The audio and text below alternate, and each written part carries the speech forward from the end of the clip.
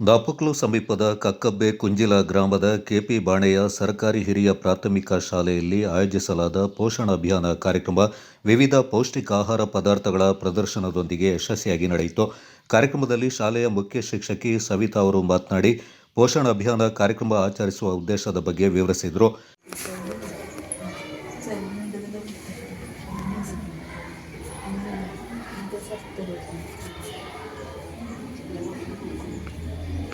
ಕಟ್ಟಾಗ್ತದೆ.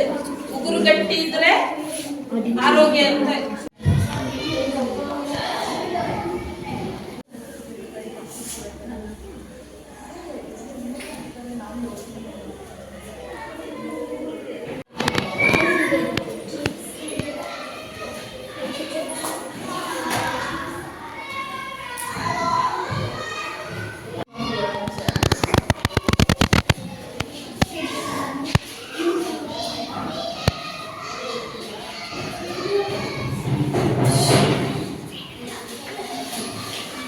ಈ ಕಾರ್ಯಕ್ರಮ 2018 ಮಾರ್ಚ್ 8ಕ್ಕೆ ಪ್ರಧಾನಮಂತ್ರಿಯವರು ಇಡೀ ದೇಶದಲ್ಲಿ ಪ್ರಾರಂಭಿಸಿದ್ರು.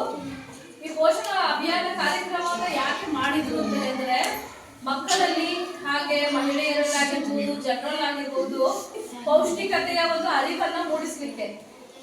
ಈಗ ಆರೋಗ್ಯದ ಸಮಸ್ಯೆ ಕಾಡ್ತಾ ಇದೆ, ಎಲ್ಲ ಮಕ್ಕಳಲ್ಲಿ ಕಾಡ್ತಾ ಇದೆ, ಜನರಲ್ಲಿ ಕಾಡ್ತಾ ಇದೆ, ಹೌದಾ? ಆರೋಗ್ಯ ಸಮಸ್ಯೆ ಕಾಡ್ತಾ ಇದೆ, ಮತ್ತೆ ಮಕ್ಕಳಲ್ಲಿ ರಕ್ತಹೀನತೆ ಕಾಡ್ತಾ ಇದೆ, ಹಾಗೆ ಮಕ್ಕಳಲ್ಲಿ ಕಡಿಮೆ ತೂಕ ಕಂಡು ಬರ್ತಾ ಇದೆ.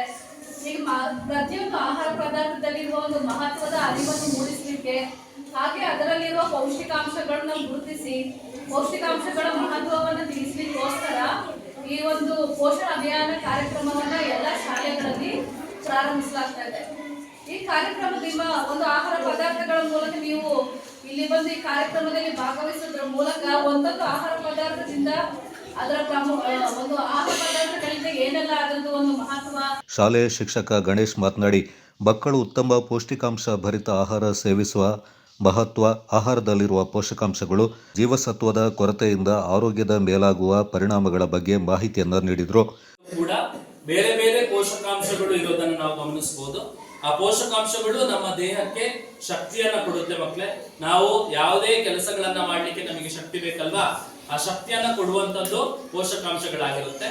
ಆ ಪೋಷಕಾಂಶಗಳು ಕೊರತೆ ಏನಾದ್ರೂ ಆದ್ರೆ ಒಂದಷ್ಟು ತೊಂದರೆಗಳು ನಮಗೆ ಕಾಡಬಹುದು. ಇರುಳು ಕುರುಡು ಆಗಿರ್ಬೋದು, ಜೀವಸತ್ವಗಳ ಕೊರತೆಯಿಂದ ಒಂದಷ್ಟು ಕಾಯಿಲೆಗಳು ಬರೋದನ್ನು ನಾವು ಗಮನಿಸಬಹುದು. ಅಯೋಡಿನ್ ಕೊರತೆಯಿಂದ ಗಳಗಂಡ ಅನ್ನುವಂತ ರೋಗ ಬರುತ್ತೆ, ಇರುಳು ಕುರುಡು ಬರುತ್ತೆ, ಆಮೇಲೆ ರಿಕೇಟ್ಸ್ ಅನ್ನುವಂಥದ್ದು ಬರುತ್ತೆ.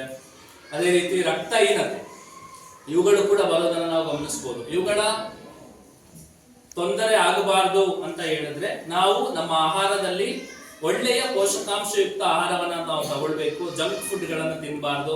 ಒಳ್ಳೆಯ ಪೋಷಕಾಂಶಯುಕ್ತ ಆಹಾರಗಳು, ಜೀವಸತ್ವ ಇರುವಂತಹ ಆಹಾರಗಳಾಗಿರ್ಬೋದು, ಹಣ್ಣುಗಳಾಗಿರ್ಬೋದು, ಸೊಪ್ಪು ತರಕಾರಿಗಳಾಗಿರ್ಬೋದು, ಮೊಟ್ಟೆ, ಹಾಲು, ಇವುಗಳನ್ನು ನಾವು ಸೇವಿಸಬೇಕು. ಹಾಲು ಒಂದು ಸಂಪೂರ್ಣ ಆಹಾರ ಅಂತೇಳಿ ನಾವು ಕರಿತೀವಿ ಮಕ್ಕಳೇ. ಹಾಲಲ್ಲಿ ಎಲ್ಲಾ ರೀತಿಯ ಜೀವಸತ್ವಗಳು ಇರುತ್ತೆ. ಜೀವಸತ್ವ ಎ ಕೂಡ ಇದೆ, ಬಿ ಕೂಡ ಇದೆ, ಅದೇ ರೀತಿ ಡಿ ಜೀವಸತ್ವ ಕೂಡ ಹಾಲಿನಲ್ಲಿರೋದನ್ನು ನಾವು ಗಮನಿಸಬಹುದು. ಹಾಲನ್ನು ಸೇವಿಸೋದ್ರಿಂದ ನಾವು ಒಂದಷ್ಟು ಕಾಯಿಲೆಗಳನ್ನ ದೂರ ಮಾಡಬಹುದು ಅಂತ ಹೇಳಿಕೆ.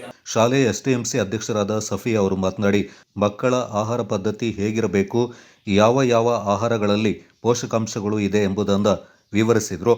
ಮಕ್ಕಳು ಅಲಂಕಾರಿಕ ಪೌಷ್ಟಿಕ ಆಹಾರ ಪದಾರ್ಥಗಳನ್ನು ಜೋಡಿಸಿ ಪ್ರತಿಯೊಂದು ಆಹಾರ ಪದಾರ್ಥಗಳಲ್ಲಿರುವ ಮಹತ್ವದ ಬಗ್ಗೆ ವಿವರಿಸಿದರು.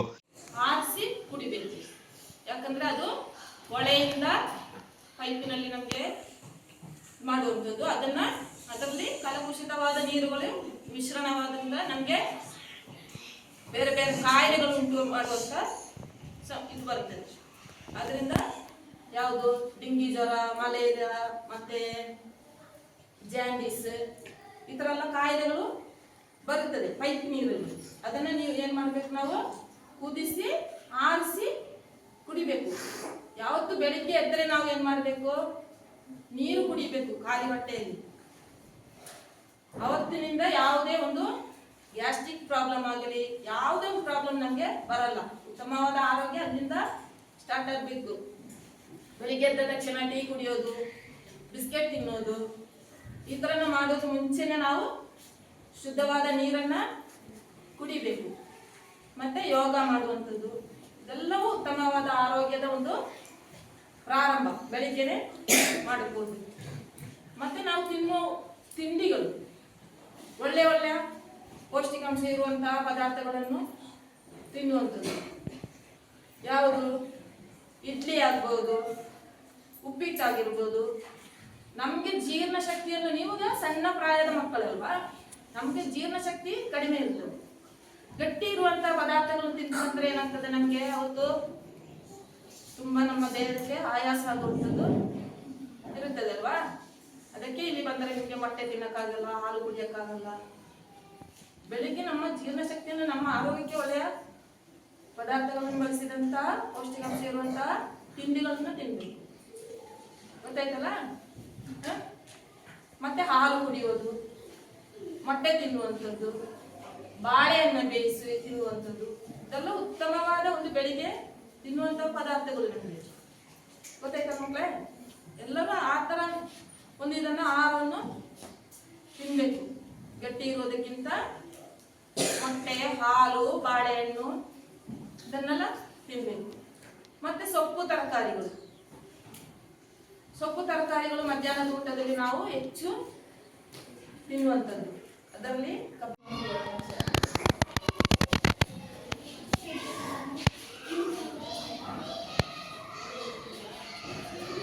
ಕಾರ್ಯಕ್ರಮದಲ್ಲಿ ಶಾಲೆಯ ಶಿಕ್ಷಕ ವೃಂದ, ಸಿಬ್ಬಂದಿಗಳು, ಪೋಷಕರು ಮತ್ತು ವಿದ್ಯಾರ್ಥಿಗಳು ಪಾಲ್ಗೊಂಡಿದ್ದರು. Kodagu channel news, Zakariya ನಾಪಕ್ಲೋ.